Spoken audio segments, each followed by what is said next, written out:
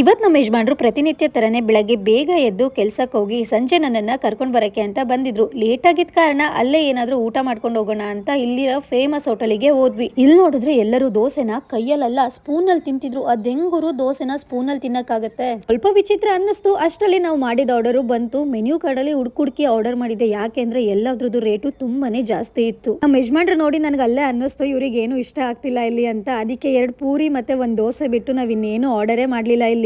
ಈ ಹೋಟೆಲ್ನಲ್ಲಂತೂ ಜನ ಯಾವಾಗಲೂ ತುಂಬಿರ್ತಾರೆ. ಅದು ದೋಸೆನ ಸ್ಪೂನಲ್ಲಿ ತಿಂತಿರ್ತಾರೆ. ನಾನಂತೂ ಮೊದಲನೇ ಟೈಮ್ ನೋಡಿದ್ದು. ಮತ್ತೆ ಈ ಹೋಟೆಲಿಂದನೇ ತುಂಬಾ ಟ್ರಾಫಿಕ್ ಜಾಮ್ ಕೂಡ ಆಗ್ತಾ ಇರುತ್ತೆ.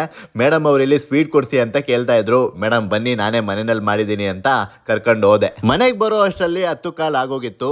ಏರಿಯಾ ಗೇಟ್ ನ ಸೆಕ್ಯೂರಿಟಿ ಅನ್ನೋ ಅವರು ಅವಾಗಲೇ ಹಾಕಾಗಿತ್ತು. ಅವ್ರ ಹತ್ರ ರಿಕ್ವೆಸ್ಟ್ ಮಾಡ್ಕೊಂಡು ಗೇಟ್ ಓಪನ್ ಮಾಡಿಸ್ಕೊಂಡು ಮನೆ ಒಳಗೆ ಬಂದು ತಲುಪ್ತು. ಇವರು ಸ್ವೀಟ್ ಮಾಡಿದೀನಿ ಅಂತ ಹೇಳಿದ್ರು. ಆದ್ರೆ ಯಾವ ಸ್ವೀಟ್ ಮಾಡಿದೀನಿ ಅಂತ ಹೇಳಿಲ್ಲ. ಮನೆಗೆ ಬಂದು ನೋಡಿದ್ರೆ ಇವರು ನನ್ಗೋಸ್ಕರ ಪಾಯಸ ಮಾಡಿದ್ರು. ಶಾವಿಗೆ ಪಾಯಸ ಎಷ್ಟ್ ಚೆನ್ನಾಗಿತ್ತು ಅಂದ್ರೆ ಅಲ್ಲಿ ಊಟ ಮಾಡ್ಕೊ ಬಂದ್ರು ಕೂಡ ಇಲ್ಲಿ ಬಂದು 2 ಬಟ್ಲು ಪಾಯಸ ತಿಂದಿದ್ದೀನಿ. ಎಲ್ಲ ನನ್ನವರೇ ಎಂದುಕೊಂಡು ಹೋದೆ. ಆದರೆ ಕಾಲವೇ ತಿಳಿಸಿತು, ನೀನು ಹುಡುಕಿಕೊಂಡು ಹೋದವರು ಯಾರು ನಿನ್ನವರಲ್ಲ, ನಿನ್ನನ್ನು ಯಾರು ಹುಡುಕಿಕೊಂಡು ಬರುತ್ತಾರೋ ಅವರು ಮಾತ್ರ ನಿನ್ನವರು ಎಂದು. ಹಾಗಾಗಿ ಯಾವತ್ತೂ ಯಾವುದಕ್ಕೋಸ್ಕರನೂ ಕಾಯಬೇಡಿ. ನಿಮ್ಮನ್ನ ಹುಡುಕೊಂಡು ಏನ್ ಬರುತ್ತೋ ಅದನ್ನ ಸ್ವೀಕರಿಸಿ.